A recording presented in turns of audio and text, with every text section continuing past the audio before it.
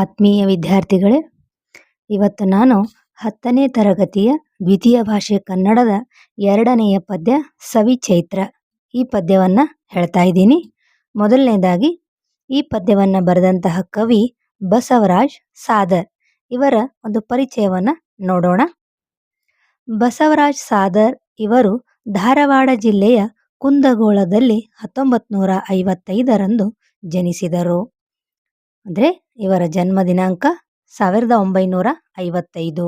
ಇವರು ಜನಿಸಿದಂಥ ಸ್ಥಳ ಧಾರವಾಡ ಜಿಲ್ಲೆಯ ಕುಂದಗೋಳ ಗ್ರಾಮ. ಕನ್ನಡದಲ್ಲಿ ಸ್ನಾತಕೋತ್ತರ ಪದವಿ ಪಡೆದು ನಂತರ ನೋಡ್ರಿ, ಸ್ನಾತಕೋತ್ತರ ಪದವಿ ಅಂದ್ರೆ ನಾವೀಗ ಬ್ಯಾಚುಲರ್ ಡಿಗ್ರಿಗಳನ್ನು ಮುಗಿಸ್ತೀವಲ್ಲ, ಈಗ BA ಆಗಿರಬಹುದು, BCom ಆಗಿರ್ಬೋದು, BSc ಆಗಿರಬಹುದು, ಹೌದಾ? ಈ ರೀತಿ ಬ್ಯಾಚುಲರ್ ಡಿಗ್ರಿಗಳನ್ನು ಮುಗಿಸಿದ ನಂತರ ನಾವು ಪಡೆಯುವಂತಹ ಶಿಕ್ಷಣಕ್ಕೆ ನಾವು ಸ್ನಾತಕೋತ್ತರ ಪದವಿ ಅಂತ ಹೇಳಿ ಕರಿತೀವಿ. ಸ್ನಾತಕೋತ್ತರ ಪದವಿ ಅಂದ್ರೆ ಮಾಸ್ಟರ್ ಡಿಗ್ರಿ ಅಂತ ಹೇಳ್ತೀವಲ್ಲ, MA, MCom, MSc, MTech, MBA ಈ ರೀತಿ ಇಂತಹ ಪದವಿಗಳನ್ನು ಸ್ನಾತಕೋತ್ತರ ಪದವಿ ಅಂತ ಹೇಳಿ ನಾವು ಕರಿತೀವಿ. ಇವರು ಕನ್ನಡದಲ್ಲಿ ಸ್ನಾತಕೋತ್ತರ ಪದವಿ ಪಡೆದು ನಂತರ ಬಸವರಾಜ್ ಕಟ್ಟಿಮನಿಯ ಕಾದಂಬರಿಗಳು ವಿಷಯದ ಮೇಲೆ ಪ್ರೌಢ ಪ್ರಬಂಧ ಮಂಡಿಸಿ, ಅಂದರೆ ಪ್ರೌಢ ಪ್ರಬಂಧ ಅಂದ್ರೆ ಈಗ ಮಾಸ್ಟರ್ ಡಿಗ್ರಿ ಅಂದರೆ ಈ ಒಂದು ಸ್ನಾತಕೋತ್ತರ ಪದವಿಯ ನಂತರ PhD ಅಂತ ಮಾಡ್ತಾರೆ ನೋಡ್ರಿ. PhD ಅನ್ನು ಇಂಗ್ಲೀಷ್ನೊಳಗೆ ಪೋಸ್ಟ್ ಗ್ರಾಜ್ಯುಯೇಟ್ ಡಿಗ್ರಿ ಅಂತ ಹೇಳಿ ಕರೀತಾರೆ. ಇಲ್ಲಿ ಒಂದು ವಿಷಯದ ಬಗ್ಗೆ ಏನು ಮಾಡ್ತಾರಂದ್ರೆ ಸಂಶೋಧನೆಯನ್ನು ಮಾಡ್ತಾರೆ. ಕ್ರಮಬದ್ಧವಾಗಿ ಏನು ಮಾಡ್ತಾರಂದ್ರೆ ಒಂದು ಸಂಶೋಧನೆಯನ್ನು ಮಾಡ್ತಾರೆ. ಅದಕ್ಕೆ ನಾವೇನಂತ ಕರಿತೀವಿ? PhD ಅಂತ ಕರಿತೀವಿ. ಇವರು ಬಸವರಾಜ್ ಕಟ್ಟಿಮನಿಯ ಕಾದಂಬರಿಗಳು ವಿಷಯದ ಮೇಲೆ ಪ್ರೌಢ ಪ್ರಬಂಧ ಮಂಡಿಸಿ, ಪ್ರೌಢ ಪ್ರಬಂಧ ಅಂದ್ರೆ ಒಂದು ವಿಷಯದ ಬಗ್ಗೆ ಕ್ರಮಬದ್ಧವಾಗಿ ಬರೆಯುವ ಕ್ರಮವು ಪ್ರೌಢ ಪ್ರಬಂಧ ಅಂತ ಹೇಳಿ ಕರಿತೀವಿ. ಅಲ್ಲಿ ಏನು ಮಾಡಿದ್ರು? ಇವರು ಡಾಕ್ಟರೇಟ್ ಪದವಿ ಪಡೆದಿದ್ದಾರೆ. ಡಾಕ್ಟರೇಟ್ ಡಿಗ್ರಿ ಅಂದರೆ PhD ಅಂತ ನಾವು ಏನು ಹೇಳ್ತೀವಲ್ಲ, ಪೋಸ್ಟ್ ಗ್ರಾಜ್ಯುಯೇಷನ್ ಡಿಗ್ರಿಯನ್ನು ಇವರು ಬೆಂಗಳೂರು ಆಕಾಶವಾಣಿ ಕೇಂದ್ರದ ವಿವಿಧ ಭಾರತೀಯ ನಿರ್ದೇಶಕರಾಗಿ ಕಾರ್ಯನಿರ್ವಹಿಸುತ್ತಿದ್ದಾರೆ. ಇನ್ನು ಇವರ ಒಂದು ಕೃತಿಗಳನ್ನು ನೋಡ್ತಾ ಹೋದರೆ, ಇವರು ಸಿಸಿಪಸರ ಸುತ್ತು ಅಂದರೆ ಇದು ಒಂದು ಕವನ ಸಂಕಲನ. ಕವನ ಅಂದರೆ ಈ ಕವಿತೆಗಳು ಅಂತ ಹೇಳ್ತೀವಲ್ಲ, ಪೋಯಮ್ ಅಂತ ಹೇಳ್ತೀವಲ್ಲ, ಅದರ ಒಂದು ಗುಂಪಿಗೆ ನಾವೇನಂತ ಕರಿತೀವಿ? ಕವನ ಸಂಕಲನ ಅಂತ ಕರಿತೀವಿ. ಇವರು ಸಿಸಿಪಸರ ಸುತ್ತು, ತಪ್ದಂಡ ಇದು ಒಂದು ಕಥಾ ಸಂಕಲನ. ಹೊಸ ಆಲೋಚನೆ ಇದು ವಿಮರ್ಶೆ. ವಿಮರ್ಶೆ ಅಂದರೆ ಗುಣ ದೋಷಗಳನ್ನು ಹೇಳುವುದಕ್ಕೆ ನಾವು ವಿಮರ್ಶೆ ಅಂತ ಕರಿತೀವಿ. ಮೃದುವಾಗಿ ಮುಟ್ಟು ಇದು ಒಂದು ಪ್ರಬಂಧ ಮೊದಲಾದ ಕೃತಿಗಳನ್ನು ಬರೆದಿದ್ದಾರೆ. ಇವರಿಗೆ ಬಾ ಆಕಾಶವಾಣಿ ಸ್ಪರ್ಧೆ ಬಹುಮಾನ, ಜಯತೀರ್ಥ ರಾಜಪುರೋಹಿತ ಸ್ಮಾರಕ ಬಹುಮಾನ ಹಾಗೂ ರಾಜ್ಯ ಸಾಹಿತ್ಯ ಅಕಾಡೆಮಿ ಬಹುಮಾನಗಳು ಬಂದಿವೆ. ಇವರ ಸಿಸಿಪಸರ ಸುತ್ತು ಕವನ ಸಂಕಲನದಿಂದ ಪ್ರಸ್ತುತ ಪದ್ಯವನ್ನು ಆಯ್ದುಕೊಳ್ಳಲಾಗಿದೆ. ಅಂದರೆ ಈ ಪದ್ಯದ ಆಕಾರ ಗ್ರಂಥ ಯಾವುದು? ಸಿಸಿಪಸರ ಸುತ್ತು ಅಂಥೇಳಿ. ಇನ್ನು ಟಿಪ್ಪಣಿ ನೋಡ್ರಿ. ಬೆಲ್ಲ ಬೇವಿಗೆ ಸೇರಿ ಅಂದರೆ ಸಂಕ್ರಾಂತಿಯಂದು ಎಳ್ಳು ಬೆಲ್ಲ ಹೇಗೋ ಹಾಗೆಯೇ ಯುಗಾದಿಯಂದು ಬೇವು ಬೆಲ್ಲವನ್ನು ತಿಂದು ಬರಲಿರುವ ಸುಖ ದುಃಖಗಳನ್ನು ಸಮಾನವಾಗಿ ಸ್ವೀಕರಿಸುವ ಸಂಕಲ್ಪ ಮಾಡುವ ಆಚರಣೆ. ಯಾವ ರೀತಿ? ಸಂಕ್ರಾಂತಿಯಂದು ನಾವು ಎಳ್ಳು ಬೆಲ್ಲವನ್ನು ಪರಸ್ಪರ ನಾವೇನು ಮಾಡ್ತೀವಿ? ಕೊಡ್ತೀವಿ, ಹೌದಾ? ಎಳ್ಳು ಬೆಲ್ಲವನ್ನು ಅಂದರೆ ಅಲ್ಲಿ ಎಳ್ಳು ಬೆಲ್ಲ ತಿಂದು ಒಳ್ಳೆ ಮಾತಾಡಬೇಕು ಅಂಥೇಳಿ ನಾವೇನು ಮಾಡ್ತೀವಿ? ಹೇಳ್ತೀವಿ. ಅದೇ ರೀತಿ ಇಲ್ಲಿ ಯುಗಾದಿಯಂದು ನಾವೇನು ಮಾಡ್ತೀವಿ ಅಂದ್ರೆ ಬೆಲ್ಲ ಬೇವು ಎರಡನ್ನ ಸವಿತೀವಿ. ಯಾಕಂದರೆ ಜೀವನದಲ್ಲಿ ಬರುವಂತಹ ಕಷ್ಟ ಮತ್ತು ಸುಖಗಳನ್ನು, ಬೇವು ಅಂದರೆ ಇಲ್ಲಿ ಕಷ್ಟ, ಬೆಲ್ಲ ಅಂದರೆ ಇಲ್ಲಿ ಸುಖ, ಆ ಎರಡೂ ಕಷ್ಟ ಸುಖಗಳನ್ನು ನಾವು ಸಮಾನವಾಗಿ ಸ್ವೀಕಾರ ಮಾಡಬೇಕು ಅಂಥೇಳಿ ಸಂಕಲ್ಪ ಮಾಡಿ ನಾವೇನು ಮಾಡ್ತೀವಿ? ಆವತ್ತು ಬೇವು ಬೆಲ್ಲವನ್ನು ಸವಿತೀವಿ, ಆ ಒಂದು ಆಚರಣೆಯನ್ನು ಮಾಡ್ತೀವಿ. ಇನ್ನು ಸಿಸಿಪಸ್ ಅಂದರೆ ಈತ ಒಬ್ಬ ಗ್ರೀಕನ ದೊರೆ. ಪ್ರಾಣಾಪಾಯದಿಂದ 4 ಬಾರಿ ಪಾರಾಗಿ, ಈ ವ್ಯಕ್ತಿ ಏನಾಗಿದ್ದ ಅಂದ್ರೆ 4 ಸಲ ತನ್ನ ಪ್ರಾಣದ ಆಪತ್ತಿನಿಂದ ಆತ ಪಾರಾಗಿದ್ದ. ಮೃತ್ಯುವನ್ನು ಗೆಲ್ಲಲೇಬೇಕೆಂದು ಅಂದರೆ ಮರಣವನ್ನು ಗೆಲ್ಲಬೇಕು ಅಂತ ಹೇಳಿ ದೈವದ ಮೊರೆ ಹೋಗುತ್ತಾನೆ. ಈ ದೊರೆ ಏನು ಮಾಡಿದ್ದ? ಗ್ರೀಕ್ ದೊರೆ ದೈವದ ಮೊರೆಯನ್ನು, ದೇವರ ಮೊರೆಯನ್ನು ಹೋಗಿದ್ದ. ಆಗ ದೈವವು ಚೂಪಾದ ಬೆಟ್ಟದ ಮೇಲೆ ದೊಡ್ಡ ಬಂಡೆಯನ್ನು ನಿಲ್ಲಿಸು ಎಂದು ಹೇಳುತ್ತದೆ. ಅಂದರೆ ಒಂದು ಷರತ್ತು ಹಾಕಿತ್ತು ದೈವ, ಏನು ಅಂದರೆ ಒಂದು ಚೂಪಾದ ನೀನು ಬೆಟ್ಟದ ಮೇಲೆ ಏನು ಮಾಡಬೇಕು, ಒಂದು ಬಂಡೆಯನ್ನು ನಿಲ್ಲಿಸಬೇಕು. ಆ ಬಂಡೆ ನಿಲ್ಲಿಸಲಿಕ್ಕೆ ಸಾಧ್ಯದ ಚೂಪಾದ ಬೆಟ್ಟದ ಮೇಲೆ ಸಾಧ್ಯವಿಲ್ಲಲ್ಲ. ಆ ಪ್ರಯತ್ನದಲ್ಲಿ ರಾಜನು ನಿರಂತರವಾಗಿ ಪ್ರಯತ್ನಿಸುತ್ತಲೇ ಇದ್ದಾನೆ. ಅಂದರೆ ಅದು ಕೆಳಗೆ ಬೀಳ್ತಿರ್ತದೆ, ಇಡ್ಲಿಕ್ಕೆ ಹೋದ್ರೆ ಆ ಬಂಡೆ ಬೀಳ್ತದೆ. ಮತ್ತೆ ಆತ ಏನು ಮಾಡ್ದ, ಆ ಒಂದು ಬೆಟ್ಟದ ಮೇಲೆ, ಚೂಪಾದ ಬೆಟ್ಟದ ಮೇಲೆ ಬಂಡೆಯನ್ನು ನಿಲ್ಲಿಸಬೇಕು ಅಂಥೇಳಿ ಆತ ಪ್ರಯತ್ನ ಮಾಡ್ತಾನೆ ಇದ್ದಾನೆ ಅನ್ನೋದು ಅಲ್ಲಿ ಇರುವಂಥ ಒಂದು ಜನರ ನಂಬಿಕೆ. ಸೋದರು ಆ ಕಾರ್ಯದಲ್ಲಿ ಈಗಲೂ ತೊಡಗಿದ್ದಾನೆ ಎಂಬುದು ಗ್ರೀಕರ ನಂಬುಗೆ. ಇನ್ನು ಪದಗಳ ಅರ್ಥವನ್ನು ನೋಡ್ರಿ. ಆದಿ ಮೊದಲು, ಕೊರಡು ಒಣ ಮರದ ತುಂಡು, ಒಣ ಮರದ ಕಟ್ಟಿಗೆಯನ್ನು ನಾವು ಕೊರಡು ಅಂತ ಕರಿತೀವಿ. ಖಗ, ಖ ಅಂದರೆ ಆಕಾಶ, ಘ ಅಂದರೆ ಗಮಿಸುವುದು. ಖಗ ಅಂದರೆ ಆಕಾಶದಲ್ಲಿ ಹಾರಾಡುವುದು ಹಕ್ಕಿ, ಅದಕ್ಕೆ ಖಗ ಅಂತ ಕರಿತೀವಿ. ಚೈತನ್ಯ ಚಟುವಟಿಕೆ, ದಗದ ಕೆಲಸ, ಮತ್ತು ಮಾದಕತೆ ಅಂದರೆ ನಶೆಯನ್ನು ಏರಿಸ್ತದಲ್ಲ, ಅದಕ್ಕೆ ನಾವು ಮತ್ತು ಅಂತ ಕರಿತೀವಿ, ಮಾದಕತೆ ಅಂತ ಕರಿತೀವಿ. ಮುಗುಳು ಮೊಗ್ಗು, ವಾಲಗ ಓಲಗ ವಾದ್ಯ, ಕಲರವ ಮೋಹಕ ಧ್ವನಿ, ಹಕ್ಕಿಗಳ ಕಲರವ ಅಂತ ಕರಿತೀವಿ, ಹಕ್ಕಿಗಳ ಧ್ವನಿ, ಹೌದಾ. ಕೊನರು ಚಿಗುರು, ಚಿಗಿತ ಅಂದರೆ ಚಿಗುರಿದ, ಎಲೆಗಳು ಉದುರಿದ ನಂತರ ಮತ್ತು ಆ ಭಾಗದಲ್ಲಿ ಏನು ಮಾಡ್ತದಂದ್ರೆ ಗಿಡ ಚಿಗುರ್ತಾ ಇರ್ತದಲ್ಲ, ಅದಕ್ಕೆ ಚಿಗಿತ ಅಂತ ಕರಿತೀವಿ. ತಾರಕ ಎತ್ತರದ ಸ್ವರ ಅಥವಾ ಪಾರು ಮಾಡುವವನನ್ನು ನಾವು ತಾರಕ ಅಂತ ಕರಿತೀವಿ. ನೆಲದವ್ವ, ನೆಲದ ಅವ್ವ ಅಂದರೆ ಭೂಮಿ ತಾಯಿ. ಮುಕ್ತ ಬಿಡುಗಡೆ ಹೊಂದಿದ, ವಧು ಮದುಮಗಳು, ಹೌದಾ. ಇನ್ನು ಈ ಒಂದು ಪದ್ಯದ ಪಾಠ ಪ್ರವೇಶ ನೋಡ್ರಿ. ವರ್ಷದ ಆರಂಭಕ್ಕೆ ಎಲ್ಲ ದಿನಗಳು ಶ್ರೇಷ್ಠವೇ. ನೋಡ್ರಿ, ನಾವು ವರ್ಷದ ಆರಂಭ ಅಂದ್ರೆ ಇಲ್ಲಿ ನಾವೆಲ್ಲ ಏನು ತಿಳ್ಕೊಂಡಿವಿ, ವರ್ಷದ ಆರಂಭ ಅಂದರೆ ಜನವರಿ ಒಳಗೆ ನ್ಯೂ ಇಯರ್ ಮಾಡ್ತೀವಿ, ನಾವು ಹೊಸ ವರ್ಷವನ್ನು ಆಚರಣೆ ಮಾಡ್ತೀವಿ. ಆದರೆ ನಮ್ಮ ಭಾರತೀಯರ ಪ್ರಕಾರ ವರ್ಷದ ಆರಂಭ ಯಾವಾಗ ಅಂದ್ರೆ ಯುಗಾದಿ ಅಂತ ಹೇಳ್ತೀವಿ. ಯುಗದ ಆದಿ, ವರ್ಷದ ಆದಿ ಅಂತ ನಾವು ಏನು ಕರಿತೀವಿ, ಅದು ಚೈತ್ರ ಮಾಸದೊಳಗೆ ಬರ್ತದೆ. ಅದನ್ನು ನಾವು ಹೊಸ ವರ್ಷ ಅಂಥೇಳಿ ಕರಿತೀವಿ. ನೋಡಿರಿ, ವರ್ಷದ ಆರಂಭಕ್ಕೆ ಎಲ್ಲ ದಿನಗಳು ಶ್ರೇಷ್ಠವೇ. ಹೊಸ ವರ್ಷ ಬಂತು ಅಂದ್ರೆ ಪ್ರತಿದಿನವೂ ಏನೋ ಅಷ್ಟೇ ಪ್ರಾಮುಖ್ಯತೆಯನ್ನು ಹೊಂದಿರ್ತಾವ, ಅಷ್ಟೇ ಅದಕ್ಕೆ ನಾವು ಪ್ರಾಶಸ್ತ್ಯವನ್ನು ಕೊಡಬೇಕು.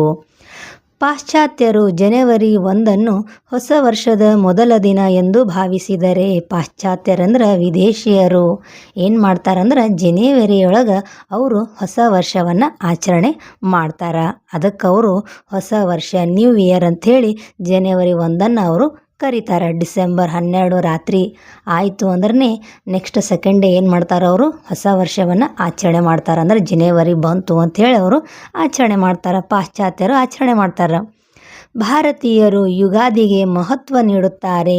ನಾವು ಕೂಡ ಅದನ್ನೇ ಆಚರಣೆ ಮಾಡ್ಲಿಕತ್ತೀವಿ, ಹೌದಾ. ನಮ್ಮ ಹಿರಿಯರೆಲ್ಲ ಹೆಂಗಿದ್ರು ಅಂದ್ರೆ ಯುಗಾದಿಯನ್ನು ಹೊಸ ವರ್ಷ ಅಂಥೇಳಿ ಅವರು ಕರಿತಾ ಇದ್ರು. ನಮ್ಮ ಭಾರತೀಯರ ಸಂಪ್ರದಾಯದ ಪ್ರಕಾರ ನಮಗೆ ಹೊಸ ವರ್ಷ ಯಾವಾಗ, ಯುಗಾದಿ ಅಂಥೇಳಿ ನಾವು ಕರಿತೀವಿ. ಯುಗಾದಿ ಹಳತನವನ್ನು ಮರೆತು ಹೊಸತನ್ನು ಹೊತ್ತು ತರುವ ಸಂಭ್ರಮದ ದಿನ. ಅಂದರೆ ಕಳೆದ ಹಳತನ ಅಂದ್ರೆ ಕಳೆದು ಹೋದ ವರ್ಷ, ಹೌದಾ. ಹಳತನವನ್ನು, ಹಳೆಯದನ್ನೆಲ್ಲ ಮರೆಸಿ ಏನು ಮಾಡ್ತದಂದ್ರೆ ಹೊಸ ವರ್ಷ ಬಂತು, ಹೊಸತನ್ನು ತರುವಂತಹ, ಹೊಸದನ್ನು ಸಂಭ್ರಮಿಸುವಂತಹ ದಿನ ಯಾವುದು, ಯುಗಾದಿ. ಬದುಕಿನ ಕಷ್ಟ ಸುಖಗಳನ್ನು ಸಮಾನವಾಗಿ ಸ್ವೀಕರಿಸಬೇಕೆಂಬ ಸಂದೇಶವನ್ನು, ಬದುಕಿನೊಳಗೆ ಜನರ ಜೀವನದೊಳಗೆ ಯಾವಾಗಲೂ ಸಂತೋಷನೇ ಇರಂಗಿಲ್ಲ, ಯಾವಾಗಲೂ ದುಃಖನೇ ಇರಂಗಿಲ್ಲ. ಸ್ವಲ್ಪ ದುಃಖ ಬರ್ತದೆ, ಸ್ವಲ್ಪ ಸುಖ ಬರ್ತದೆ, ಹೌದಾ. ಪ್ರತಿಯೊಂದನ್ನು ಅಂದರೆ ಎರಡನ್ನೂ, ಸುಖ ದುಃಖ ಎರಡನ್ನೂ ನಾವೇನು ಮಾಡಬೇಕು, ಸಮಾನವಾಗಿ ಸ್ವೀಕಾರ ಮಾಡಬೇಕು. ಸುಖ ಬಂದಾಗ ಹಿಗ್ಗದೆ, ದುಃಖ ಬಂದಾಗ ನಾವು ಕುಗ್ಗದೆ ಏನು ಮಾಡಬೇಕು, ಎರಡನ್ನು ಸಮಾನವಾಗಿ ಸ್ವೀಕಾರ ಮಾಡಬೇಕು. ಬದುಕಿನ ಕಷ್ಟ ಸುಖಗಳನ್ನು ಸಮಾನವಾಗಿ ಸ್ವೀಕರಿಸಬೇಕೆಂಬ ಸಂದೇಶವನ್ನು ಬೇವು ಬೆಲ್ಲ ಹಂಚುವ ಮೂಲಕ ಪರಸ್ಪರ ವಿನಿಮಯ ಮಾಡಿಕೊಳ್ಳುತ್ತೇವೆ. ಪರಸ್ಪರ ನಾವೇನು ಮಾಡ್ತೀವಿ, ಬೇವು ಬೆಲ್ಲವನ್ನು, ಬೇವು ಅಂದರೆ ಇಲ್ಲಿ ಕಷ್ಟ, ಬೆಲ್ಲ ಅಂದರೆ ಇಲ್ಲಿ ಸುಖ, ಎರಡನ್ನೂ ಸಮಾನವಾಗಿ ಸ್ವೀಕಾರ ಮಾಡಬೇಕು ಅಂತ ನಾವೇನು ಮಾಡ್ತೀವಿ, ಪ್ರತಿಯೊಬ್ಬರಿಗೂ ಬೇವು ಬೆಲ್ಲವನ್ನು ಪರಸ್ಪರ ವಿನಿಮಯ ಅವರಿಗೆ ಕೊಟ್ಟು ನಾವು ತಗೋತೀವಿ, ಅವರಿಂದ ನಾವು ತಗೊಳ್ಳೋದು, ನಮ್ಮಿಂದ ಅವರಿಗೆ ಕೊಡೋದು, ಈ ರೀತಿ ಪರಸ್ಪರ ನಾವೇನು ಮಾಡ್ತೀವಿ, ವಿನಿಮಯವನ್ನು ಮಾಡ್ಕೋತೀವಿ. ಯುಗಾದಿಯು ಚಾಂದ್ರಮಾನದ್ದೇ ಇರಲಿ ಸೌರಮಾನದ್ದೇ ಇರಲಿ ಅದು ಚೈತ್ರ ಮಾಸದಲ್ಲೇ ಬರುತ್ತದೆ. ನೋಡ್ರಿ, ನಾವು ತಿಂಗಳುಗಳು 12 ಅಂತ ಹೇಳ್ತೀವಿ, ಜನವರಿ, ಫೆಬ್ರವರಿ, ಮಾರ್ಚ್, ಹೀಗೆ ನಾವು ಡಿಸೆಂಬರ್ ತನಕ ಹೇಳ್ತೀವಿ. ಆದರೆ ಮಾಸಗಳು ಅಂತ ಹೇಳಿದಾಗ ನಾವು ಏನು ಹೇಳ್ತೀವಿ, ಚೈತ್ರ ವೈಶಾಖ ಮಾಸಗಳು ಅಂತ ಹೇಳ್ತೀವಿ. ಅಂದರೆ ಚೈತ್ರ ಮಾಸದಲ್ಲಿ ಏನು ಬರ್ತದೆ, ಯುಗಾದಿ ಹಬ್ಬ ಬರ್ತದೆ. ಚೈತ್ರ ಮಾಸದಿಂದನೇ ಏನು ಯುಗದ ಆರಂಭ, ಹೊಸ ವರ್ಷದ ಆರಂಭ ಅಂಥೇಳಿ ನಾವು ಕರಿತೀವಿ. 12 ಮಾಸಗಳು, ಹೌದಾ? ಹೆಂಗೆ ಇಂಗ್ಲೀಷ್ನೊಳಗೆ 12 ತಿಂಗಳುಗಳು ಅದಾವಲ್ಲ, ಮಂತ್ಸ್ ಅದಾವಲ್ಲ, ಅದೇ ರೀತಿ ನೋಡ್ರಿ 12 ಮಾಸಗಳು ಯಾವುದಂದ್ರೆ ಚೈತ್ರ, ವೈಶಾಖ, ಜ್ಯೇಷ್ಠ, ಆಷಾಢ, ಶ್ರಾವಣ, ಭಾದ್ರಪದ, ಆಶ್ವೀಜ, ಕಾರ್ತೀಕ, ಮಾರ್ಗಶಿರ, ಪುಷ್ಯ, ಮಾಘ, ಪಾಲ್ಗುಣ ಅಂಥೇಳಿ ನಾವೇನು ಮಾಡ್ತೀವಿ, 12 ಮಾಸಗಳನ್ನು ಕರಿತೀವಿ. ಅದರಲ್ಲಿ ಮೊದಲನೇದು ಯಾವುದು ಮಾಸ, ಚೈತ್ರ ಮಾಸ. ನೋಡ್ರಿ, ಅದು ಚೈತ್ರ ಮಾಸದಲ್ಲೇ ಬರುತ್ತದೆ. ಯುಗಾದಿ ಯಾವಾಗ ಬರ್ತದಂದ್ರೆ ಚೈತ್ರ ಮಾಸದೊಳಗೆ ಬರ್ತದ. ಚೈತ್ರವೆಂದರೆ ವಸಂತ ನಾವು ಹೇಳ್ತೀವಿ. ಅದೇ ಯಾವ ರೀತಿ 12 ಮಾಸಗಳದಾವಲ್ಲ, ಅದೇ ರೀತಿ 6 ಋತುಗಳು ಬರ್ತಾವೆ. ಒಂದೊಂದು ಋತುವಿನೊಳಗೆ 2 ಮಾಸಗಳು ಬರ್ತಾವೆ. ಮೊದಲನೇದಾಗಿ ವಸಂತ ಋತು, ಗ್ರೀಷ್ಮ ಋತು, ವರ್ಷ ಋತು, ಶರತ್ ಋತು, ಹೇಮಂತ ಋತು, ಶಿಶಿರ ಋತು ಅಂಥೇಳಿ 6 ಋತುಗಳು ಬರ್ತಾವೆ. ಅದು ಮೊದಲನೇದು ಒಂದು ಋತು ಯಾವುದು ಅಂದ್ರೆ ವಸಂತ ಋತು. ಆ ವಸಂತ ಋತುವಿನೊಳಗೆ ಚೈತ್ರ ಮತ್ತು ವೈಶಾಖ 2 ಮಾಸಗಳು ಬರ್ತಾವ. ಚೈತ್ರವೆಂದರೆ ವಸಂತ, ವಸಂತನೆಂದರೆ ಋತುಗಳ ರಾಜ. ಇಲ್ಲಿ ನಾವು ವಸಂತ ಋತುವನ್ನು ಋತುಗಳ ರಾಜ್ಯ ಅಂತ ಕರಿತೀವಿ. ಯಾಕಂದರೆ ಈ ಒಂದು ಋತುವಿನೊಳಗೆ, ಈ ಒಂದು ಚೈತ್ರ ಮಾಸದೊಳಗೆ ಏನಾಗ್ತದೆ ಅಂದ್ರೆ ಎಲೆಗಳೆಲ್ಲ ಹೊಸ ಎಲೆಗಳು ಬಿಡ್ತಾವೆ. ಹೌದಾ? ಮರದಲ್ಲಿ ಏನು ಮಾಡ್ತಾವಂದ್ರೆ ಹೊಸ ಚಿಗುರುಗಳನ್ನು ಬಿಟ್ಟು ಗಿಡ ಹಚ್ಚ ಹಸಿರಾಗಿ ಹೂಗಳಿಂದ ಫಲಗಳಿಂದ ಏನು ಮಾಡಿರ್ತದಂದ್ರೆ ಸಮೃದ್ಧವಾಗಿರ್ತದೆ. ಅದಕ್ಕೆ ಈ ವಸಂತ ಋತುವನ್ನು ನಾವೇನಂತ ಕರಿತೀವಿ, ಋತುಗಳ ರಾಜ ಅಂಥೇಳಿ ನಾವು ಕರಿತೀವಿ. ಈ ಋತುವಿನಲ್ಲಿ ಫಲ ಪುಷ್ಪಗಳು ಸಮೃದ್ಧವಾಗಿರುತ್ತವೆ. ಗಿಡ ಎಲ್ಲ ಹಚ್ಚ ಹಸಿರಿನಿಂದ ತುಂಬಿ ಅದರಲ್ಲಿ ಹೂಗಳು ಹಣ್ಣುಗಳು ಏನಾಗಿರ್ತಾವಂದ್ರೆ ತುಂಬಿರ್ತಾವ, ಸಮೃದ್ಧವಾಗಿರ್ತಾವ. ವಸಂತವು ಕವಿಗಳ ಮೆಚ್ಚಿನ ಕಾಲವೂ ಹೌದು. ಯಾಕಂದ್ರೆ ನಮ್ಮ ಕವಿಗಳು ಏನು ಮಾಡ್ತಾರಂದ್ರೆ ಸುಮ್ಮನೆ ಎಲ್ಲೇ ಒಣಗೋಗಿದ್ದ ನೆಲವನ್ನು, ಒಣಗೋಗಿದ್ದಂಥ ಒಂದು ಗಿಡವನ್ನು ನೋಡಿ ಕವಿಗಳು ಕವಿತೆ ಬರಂಗಿಲ್ಲ. ಹೌದಾ? ಪಕ್ಷಿಗಳ ಕಲರವ, ಗಿಡ ಮರದಲ್ಲಿ ಫಲಪುಷ್ಪಗಳಿಂದ ತುಂಬಿರಬೇಕು, ಹಚ್ಚ ಹಸಿರಾಗಿ ಕಾಣಬೇಕು, ಆ ಒಂದು ವಾತಾವರಣ ಹಸಿರಿಂದ ತುಂಬಿರಬೇಕು. ಅದನ್ನು ನೋಡಿ ಏನು ಮಾಡ್ತಾರೆ, ನಮ್ಮ ಕವಿಗಳು ಕವನಗಳನ್ನು ರಚನೆ ಮಾಡ್ತಾರೆ. ಅದಕ್ಕಾಗಿ ಕವಿಗಳು ಈ ಒಂದು ಚೈತ್ರ ಮಾಸವನ್ನು, ವಸಂತ ಋತುವನ್ನು ಭಾಳಷ್ಟು ಇಷ್ಟಪಡ್ತಾರವರು. ಕವಿಗಳ ಮೆಚ್ಚಿನ ಕಾಲವೂ ಹೌದು. ವಸಂತದ ಸೊಬಗನ್ನು ಬಣ್ಣಿಸದ ಕವಿಯೇ ಇಲ್ಲ. ಅಂದರೆ ಪ್ರತಿಯೊಂದು ಕವಿನೂ ಏನು ಮಾಡ್ಯಾರ, ಪ್ರತಿಯೊಬ್ಬ ಕವಿನೂ ಈ ಒಂದು ವಸಂತ ಋತುವನ್ನು ಅವರು ಬಣ್ಣನೆ ಮಾಡ್ಯಾರ, ವರ್ಣನೆಯನ್ನು ಮಾಡ್ಯಾರ. ಅದನ್ನು ವರ್ಣಿಸದೇ ಇರುವಂತಹ ಕವಿಯೇ ಇಲ್ಲ ಅಂಥೇಳಿ ಹೇಳ್ತಾರಿಲ್ಲಿ. ಕವಿಗಳ ನಿರೀಕ್ಷೆ ಸಂದೇಶಗಳು ಒಂದೇ ಆಗಿದ್ದರೂ, ಅವ್ರದ್ದೆಲ್ಲರದು ಸಂದೇಶ ಒಂದೇ ಅದ. ಹೌದಾ? ಕವಿಗಳ ನಿರೀಕ್ಷೆ ಒಂದೇ ಅದ, ಸಂದೇಶಗಳು ಒಂದೇ ಆಗಿದ್ದರೂ ಕವಿ ಕಲ್ಪನೆ ಪದ ವಿನ್ಯಾಸಗಳಲ್ಲಿ ಹೊಸತನವಿರುತ್ತದೆ. ಸಂದೇಶ ಒಂದೇ ಅದ, ಆದರೆ ಅವರು ಬಳಸುವಂತಹ ಪದಗಳಲ್ಲಿ ಏನಾಗಿರ್ತದೆ ಅಂದ್ರೆ ಬದಲಾವಣೆಗಳಾಗಿರ್ತಾವ. ಎಲ್ಲ ಕವಿಗಳು ಅವ್ರ ತಲೆಯೊಳಗೆ ಏನಿರ್ತದೆ ಆ ಭಾವನೆಯನ್ನು ಅವ್ರ ಶಬ್ದದ ಮುಖಾಂತರ ಇಲ್ಲಿ ವ್ಯಕ್ತಪಡಿಸ್ತಿರ್ತಾರೆ. ಅದರಲ್ಲಿ ನಾವು ಏನು ಮಾಡ್ಬೋದು, ಪದಗಳ ಒಂದು ಬೇರೆ ಬೇರೆ ಪದಗಳನ್ನು ಬಳಸ್ತಾರಲ್ಲ, ಅದರಲ್ಲಿ ನಾವು ಬದಲಾವಣೆಯನ್ನು ಕಾಣಬಹುದು. ವರ್ಣನೆ ಒಂದೇ. ಎಲ್ಲರೂ ಏನು ಮಾಡ್ತಾರೆ, ವಸಂತ ಋತುವಿನೊಳಗೆ ಪ್ರಕೃತಿಯನ್ನು ವರ್ಣನೆ ಮಾಡ್ತಾರೆ. ಆದರೆ ಅವರು ಬರೆದಂಥ ಪದಗಳಲ್ಲಿ ಏನಾಗಿರ್ತದಲ್ಲಿ ಬದಲಾವಣೆಗಳು ಇರ್ತಾವ. ನೋಡಿರಿ, ಸಂದೇಶಗಳು ಒಂದೇ ಆಗಿದ್ದರೂ ಕವಿ ಕಲ್ಪನೆ ಪದ ವಿನ್ಯಾಸಗಳಲ್ಲಿ ಹೊಸತನವಿರುತ್ತದೆ. ಪ್ರಸ್ತುತ ಕವಿತೆಯಲ್ಲೂ ಚೈತ್ರದ ಸೊಬಗನ್ನು ವರ್ಣಿಸಲಾಗಿದೆ. ಹೌದಾ? ನೀವು BM ಶ್ರೀಕಂಠಯ್ಯನವ್ರದ್ದು ಒಂದು ಪದ್ಯವನ್ನು ನೋಡಬಹುದು. ಅದು ಕೂಡ 9th ತೃತೀಯ ಭಾಷೆ ಕನ್ನಡಕ್ಕಿತ್ತು. ಅಲ್ಲಿ ವಸಂತ ಅಂಥೇಳಿ ಅವರು ಬಿ ಎಂ ಶ್ರೀಯವರು ಪದ್ಯವನ್ನು ಬರೆದಿದ್ದರು. ಅದರಲ್ಲೂ ಕೂಡ ಏನಿತ್ತು ಅಂದ್ರೆ ವಸಂತ ಋತುವಿನ ವರ್ಣನೆ ಇತ್ತು. ಇಲ್ಲೂ ಕೂಡ ಏನು ಮಾಡ್ಯಾರಂದ್ರೆ ಬಸವರಾಜ್ ಸಾದರ್ ಅವರು ಕೂಡ ಏನು ಮಾಡಿದರು, ಚೈತ್ರದ ಸೊಬಗು ಅಂದರೆ ವಸಂತ ಋತುವಿನೊಳಗೆ ಏನಾಗ್ತದೆ, ಚೈತ್ರ ಮಾಸ ಆರಂಭ ಆಗ್ತದೆ. ಇವ್ರು ಏನು ಮಾಡ್ಯಾರಂದ್ರೆ ಇಲ್ಲಿ ಚೈತ್ರದ ಸೊಬಗನ್ನು ಅಂದ್ರೆ ಪ್ರಕೃತಿಯೊಳಗೆ ಏನೆಲ್ಲ ಬದಲಾವಣೆಗಳಾಗ್ತವೆ, ಚೈತ್ರ ಮಾಸದೊಳಗೆ ಏನಾಗ್ತದೆ, ಯುಗಾದಿ ಆರಂಭ ಆಗ್ತದೆ, ಪ್ರಕೃತಿಯೊಳಗೆ ಏನೆಲ್ಲ ಬದಲಾವಣೆ ಆಗ್ತಾವೆ ಅನ್ನೋದು ಈ ಒಂದು ಕವಿತೆಯ ಮುಖಾಂತರ ಬಸವರಾಜ್ ಸಾದರ್ ಅವರು ನಿಮಗಿಲ್ಲಿ ಹೇಳಿಕೊಟ್ಟಾರ ಮಕ್ಕಳೇ. ಇದಿಷ್ಟು ಸವಿ ಚೈತ್ರ ಪದ್ಯದ ಪಾಠ ಪ್ರವೇಶ, ಕವಿ ಪರಿಚಯ, ಪದಗಳ ಅರ್ಥ, ಟಿಪ್ಪಣಿ ಇದೆಲ್ಲವನ್ನು ಹೇಳಿದ್ದೀನಿ. ಮುಂದಿನ ಕ್ಲಾಸ್ ಒಳಗೆ ಪದ್ಯದ ಸಾರಾಂಶವನ್ನು ನೋಡೋಣ ಮಕ್ಕಳೇ. ಧನ್ಯವಾದಗಳು.